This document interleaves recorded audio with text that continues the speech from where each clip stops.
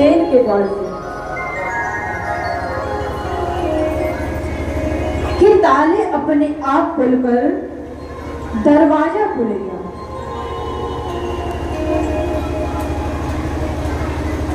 सारे चौकीदार गहरी नींद में सो गए, क्योंकि गोकुल में जो योग माया यशोदा जी के गर्भ में प्रकट हो गई थी, उसने ही यहाँ पर योग निद्रा फैलाई थी।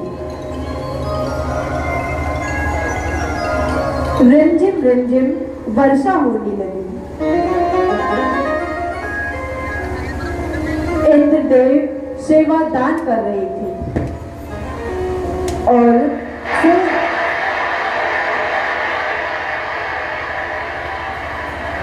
शेष जी अपने फलों से भगवान के ऊपर वर्षा का निवारण कर रहे थे। यमुना जी पहले वसुदेव जी को रास्ता दे दी,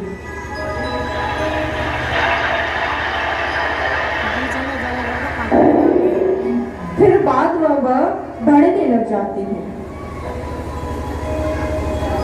ये भगवान के चरण स्पर्श करना चाहती थी। भगवान धीरे से अपने चरण को लटका दिए, जिन्हें छूकर फिर वह घटने लग जाती है। यमुना जी पहले बढ़ गई, जिससे वसुदेव जी डूबने लगे। यमुना जी को बढ़ने के विशेष विद्वान लोग कहते हैं कि यमुना जी ने विचार किया कि जिनके चरणों की धूली सब पुरुषों के मानस का ध्यान विषय है, और मेरे तो यह पति भी हैं, वे ही आज मेरे तट पर आए हैं। वे आनंद और प्रेम से भर गई और बाढ़ सी आ गई और उनके चरण स्पर्श करने लगी। दूसरा भाव यह है कि यमुना जी ने विचार किया कि एक कालिया नाग तो मुझ में रहता ही है, और यह दूसरे शेषनाग फिर आ गए। अब मेरी क्या ही गति होगी।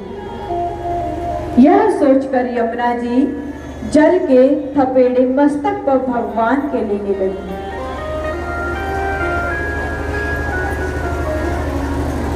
उनके लिए महान भव सागर सूख जाता है और सारे बंधन ताले खुल जाते हैं। सामना करने वाले दुष्टों को निंद्रा आ जाती है। मन रूपी मथुरा में भगवान जन्म लेते हैं और फिर गोकुल गो इंद्रियां फिर आप कर्मियों को विनाश करती हैं और दिल रूपी द्वारका में जाकर तो और भी बड़े बड़े शत्रुओं का विनाश करती हैं।